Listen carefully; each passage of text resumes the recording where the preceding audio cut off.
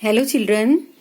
हमने tense chart के जो पहले वीडियोस हैं, टेंस के जो वीडियोस हैं, वर्ब कैसे काम करती है उनको हमने प्रेजेंट टेंस में, पास्ट टेंस में, फ्यूचर टेंस में और उसके kinds, indefinite tense, continuous tense, perfect continuous tense, उन सब में हमने देखा है। और उसके रूल्स क्या होते हैं, कैसे सेंटेंसेस बनते हैं, उसको हम कैसे वाक्यों को ट्रांसलेट करते हैं, वो सब देखा है। आज हम इसके बाद हमने काइंड्स ऑफ सेंटेंसेस भी फर्स्ट, इसके पहले वाले 5th वीडियो में देखा था कि काइंड्स ऑफ सेंटेंस अगर इंडेफिनिट टेंस है और एफर्मेटिव है, नेगेटिव है, इंट्रोगेटिव नेगेटिव है, तो उसमें सेंटेंसेस कैसे बनते हैं। आज हम नए इंडेफिनिट देखने के बाद आज हम देखेंगे कंटिन्यूअस टेंस। कंटिन्यूअस टेंस में कैसे हम सेंटेंसेस बनाते हैं, एफर्मेटिव में, नेगेटिव में, इंट्रोगेटिव में और इंट्रोगेटिव नेगेटिव में। तो पहले प्रेजेंट टेंस में अगर एफर्मेटिव सेंटेंस है तो हम सिंपल जो हमने पहले देख लिया है इस तरीके से बनाएंगे जैसे यहाँ हमने लिखा है, she is going to the temple daily. तो यहाँ पर बताया गया था कि रही है आता है इन वाक्यों के अंत में प्रेजेंट टेंस में। ठीक है, तो she is going to the temple daily, वह रोज मंदिर जा रही है। I am going to the temple daily, यहाँ हमने आई को पुरुष माना है तो हम उसको रहा हूं बोलेंगे। तो I am going to the temple daily, मैं रोज मंदिर जा रहा हूं। अगर यही पास्ट में है तो सिंपल डेफिनेट इंडेफिनिट टेंस है ये। She was going to the temple daily, वह रोज मंदिर जा रही थी। I was going to the temple daily, मैं रोज मंदिर जा रहा था। तो यहाँ पर था आ जाएगा, रहा था और रही थी किस वाले में, कंटिन्यूअस टेंस जब होता है। जब कंटिन्यूअस टेंस होता है तो ये शर्त होती है, हमने पहले वीडियोस में देख लिया है कि क्या लगता है। फ्यूचर टेंस में हमने बात की थी कि विल बी लगता है और आईएनजी फॉर्म लगती है। तो यही वाक्य अगर हम फ्यूचर टेंस में देखते हैं तो हो जाएगा, she will be going to the temple daily, वह रोज मंदिर जा रही होगी, ये आएगा। और I shall be going to the temple daily, मैं रोज मंदिर जा रहा होऊंगा। ठीक है, आई के साथ शेल, आई और बी के साथ शेल का यूज करते हैं, ये भी हमने पहले वीडियोस में देख लिया है।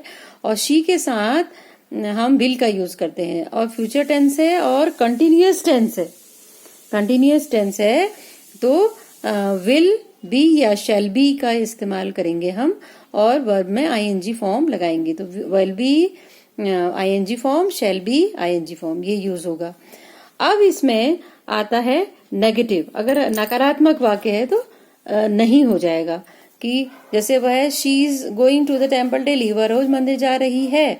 अगर प्रेजेंट टेंस में हम देखते हैं नेगेटिव को तो she is not going to the temple daily. Not कहाँ पर लग रहा है, जो हेल्पिंग वर्ब है और मेन वर्ब है, आईएनजी फॉर्म है, तो उसके बीच में नॉट लग गया है। तो she is not going to the temple daily, वह रोज मंदिर नहीं जा रही है।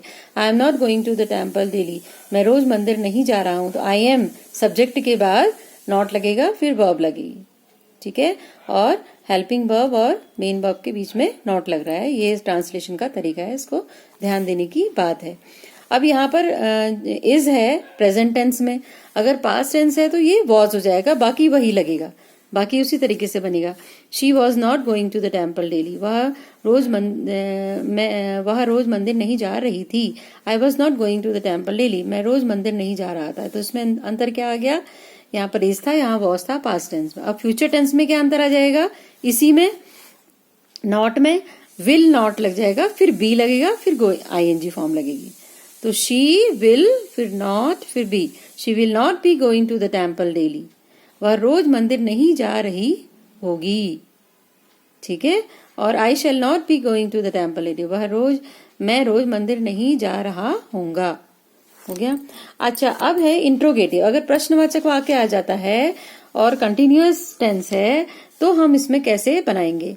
तो इज एम आर अगर वाक्य शुरू हो रहा है जिसमें कि जो सब्जेक्ट है वो काम कर रहा है, शी काम कर रहा है, आई काम कर रहा है ना, तो वहां पर हम क्या करेंगे, इज का प्रयोग करेंगे है। प्रेजेंट टेंस में जैसे is she going to the temple daily, क्या वह रोज मंदिर जा रही है, तो क्या जहां पर आएगा वहां पर है की इंग्लिश पहले लाएंगे इज की। इज शी, फिर सब्जेक्ट आएगा, is she going to the temple daily, हो गया।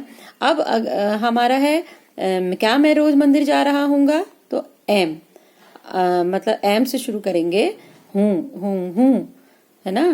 तो मैं हूँ, क्या मैं रोज मंदिर जा रहा हूँ, तो हूँ के लिए एम का यूज करेंगे, फिर हम सब्जेक्ट आई। तो जैसे यहाँ पर था आई एम नॉट, तो यहाँ पर एम आई गोइंग, ठीक है, am I going to the temple daily.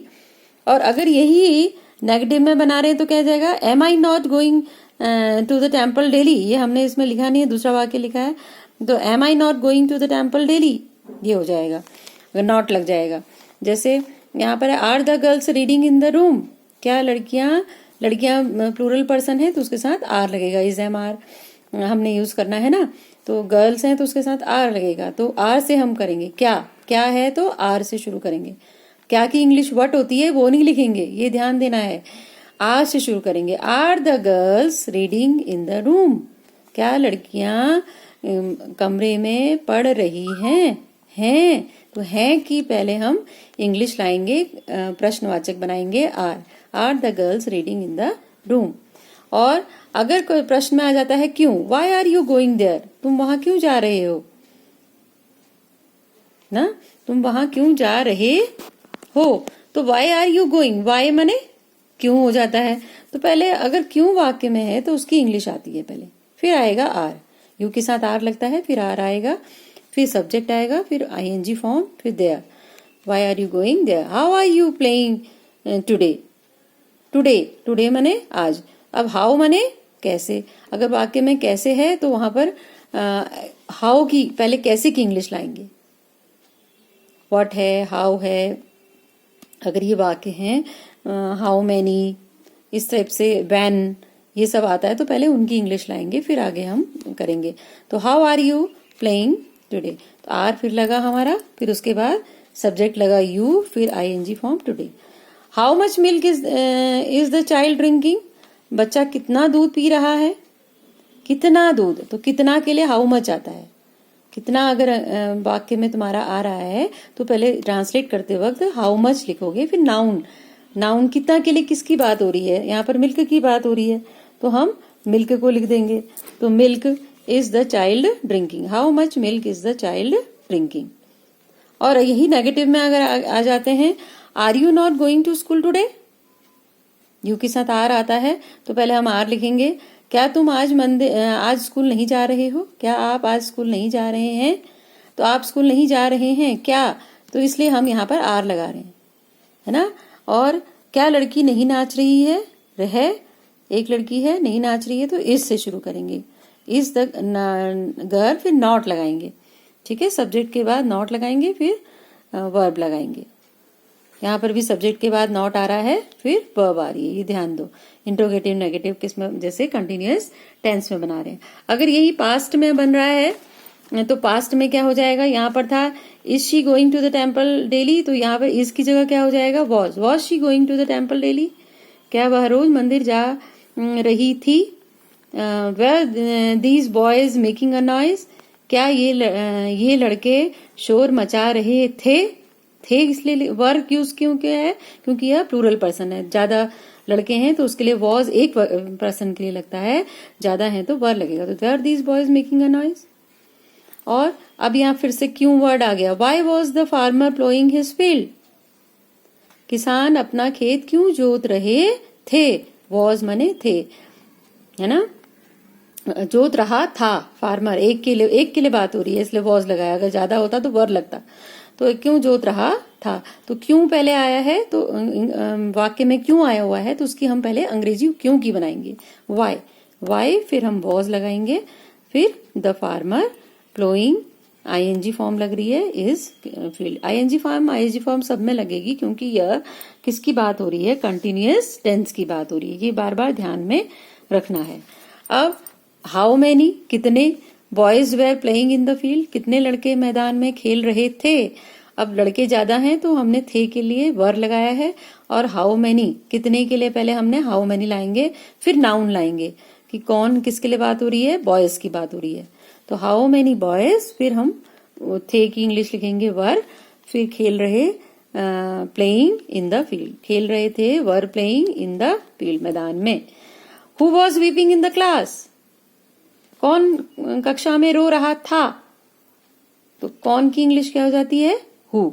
तो था वॉज, रो रहा वीपिंग, इन द क्लास कक्षा में, तो who was weeping in the class. इस तरीके से हम इसको ट्रांसलेट करेंगे। और अगर यह नेगेटिव में आता है तो was the elephant not drinking water, क्या हाथी पानी नहीं पी रहा था। तो नॉट कहां पर लग रहा है, देखो नकारात्मक वाक्य है ये, इंट्रोगेटिव नेगेटिव, प्रश्नवाचक वाक्य भी है और उसमें नॉट भी है। तो जो सब्जेक्ट है उसके बाद नॉट लगाएंगे, फिर हम वर्ब में आईएनजी फॉर्म लगाएंगे। और क्या है तो हम पहले वॉज से शुरू करेंगे, था की इंग्लिश लिखेंगे पहले। तो was the elephant not drinking water, क्या लड़कियां नाच रही थी, लड़कियां ज्यादा हैं तो क्या यहाँ पर लड़कियों के लिए वॉज नहीं होगा, वर होगा। तो वर द गर्ल्स नहीं नाच रही थी, not dancing, were the girls not dancing, क्या लड़कियां नहीं नाच रही थी। फिर क्या मैं तुम्हारे साथ नहीं जा रहा था, was I not going with you, है ना, was I not going with you.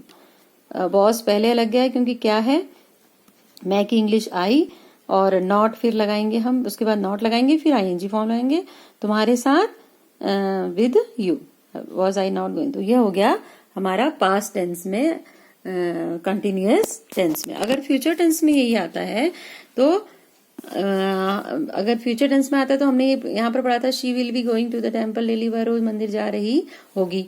अगर ये नेगेटिव बनाना है तो she will not be going to the temple daily, वही नियम है जैसे और सब में नियम है, पहले हम सब्जेक्ट लिखेंगे, फिर जो उसकी हेल्पिंग वर्ब है विल, फिर उसके बाद नॉट, फिर बी आएगा, फिर आईएनजी फॉर्म आएगी, going, will not be going to the temple daily, I shall not be going to the temple daily.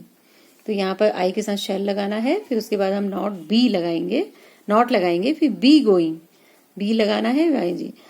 मैं रोज मंदिर नहीं जा रहा होऊंगा, ठीक है। अब will she be going to the temple daily, है ना, तो ये इंट्रोगेटिव सेंटेंस आ गया। तो इंट्रोगेटिव सेंटेंस है तो उसको विल से शुरू करेंगे। तो will she be going to the temple daily, क्या वह रोज मंदिर जा रही होगी, है ना, जा रही होगी। तो जा रही होगी क्या, क्या है तो हमारा फ्यूचर टेंस की बात हो रही है, अभी हमारी फ्यूचर टेंस की बात हो रही है, और कंटिन्यूअस टेंस तो हमारा चल ही रहा है। तो कंटिन्यूअस टेंस होगा तो उसमें, और फ्यूचर है तो विल से शुरू करेंगे, फिर हम सब्जेक्ट लगाएंगे, फिर हम कंटिन्यूअस है और फ्यूचर है तो उसमें हम बी और आईएनजी फॉर्म लगाएंगे, be going to the temple daily. Shall I be going to the temple daily, क्या मैं रोज मंदिर जा रहा होऊंगा। When will the birds be flying in the sky? कब, when मने होता है कब, तो जब कब आएगा तो पहले कब की इंग्लिश आएगी। तो कब चिड़िया आसमान में कब उड़ रही होंगी। अगर वाक्य ऐसा है चिड़िया आसमान में कब उड़ रही होंगी तो पहले कब की इंग्लिश बनाएंगे, when, ठीक है। when हमने बनाया, when, फिर will the birds सब्जेक्ट आ गया, फिर be flying in the sky, ये यहाँ ध्यान दो, be flying होंगी, जब भी होगी होगा तो बी जरूर लगेगा, ठीक है। रही होंगी तो आईएनजी फॉर्म और बी, ये ध्यान देना है। तुम्हारे स्कूल में कौन आ रहा होगा, होगा के लिए हमने बी लगा दिया है और आईएनजी फॉर्म लगा दी है, विल लगा दिया है, विल बी, होगा की इंग्लिश हो गई है विल बी। तो और कौन है तो पहले कौन की इंग्लिश लाएंगे हम, हु माने कौन होता है, who will be coming to your school, हो गया। अब हम इसको नेगेटिव में देखते हैं। Will that child not be playing with these toys? क्या वह बच्चा अपने खिलौनों से नहीं खेल रहा होगा। That, वह, child बच्चा, not be playing नहीं खेल रहा होगा, नहीं खेल रहा होगा की इंग्लिश है not be playing अपने खिलौने से, with his toys। तो will से शुरू करेंगे क्योंकि क्या है तो इंट्रोगेटिव नेगेटिव सेंटेंस है तो नॉट भी लग रहा है और इंट्रोगेटिव से शुरू भी हो रहा है। और सबसे बड़ी मेन चीज है कि इंट्रोगेटिव सेंटेंसेस में क्वेश्चन मार्क्स लगाना बहुत इंपॉर्टेंट होता है, चाहे वो हिंदी इंग्लिश कोई भी वाक्य हो उसमें क्वेश्चन मार्क्स लगाएंगे अगर वो प्रश्नवाचक वाक्य है तो। वह अपनी पुस्तक क्यों नहीं पढ़ रहा होगा, है ना। अब क्यों पढ़ रहा होगा कि इंग्लिश होगी not be reading, not be reading. वह ही, अब क्या से शुरू है, वह अपनी पुस्तक क्यों, तो क्यों से शुरू है, तो क्यों के लिए पहले वाई आ जाएगा। हमने पहले ही बोला है कि कब है, क्यों है, कितना है, तो उसकी इंग्लिश पहले आती है। तो क्यों के लिए पहले वाई आ जाएगा। वाई विल, फ्यूचर टेंस है तो विल लगेगा, ही के साथ विल लगता ही हमें पता है, तब हम विल लगा रहे हैं, यहाँ पर शैल नहीं लगा रहे हैं। तो will he not be reading his book, अपनी पुस्तक, हिज बुक, अपनी पुस्तक। Why will he not be reading his book, वह अपनी पुस्तक क्यों नहीं पढ़ रहा होगा। तो इस प्रकार से हमने टेंस चार्ट 6 में हमने देखा कि कंटिन्यूअस टेंस में हम affirmative sentence, negative sentence, interrogative sentence, interrogative negative sentence कैसे बनाते हैं। अभी हम नेक्स्ट वीडियो में देखेंगे कि हम कंटिन्यूअस के बाद हम देखेंगे परफेक्ट टेंस में हम कैसे वाक्य को, सेंटेंसेस को बनाते हैं, और इससे तुमको ट्रांसलेशन करने में भी आसानी होगी और तुम ट्रांसलेशन भी सीखोगे।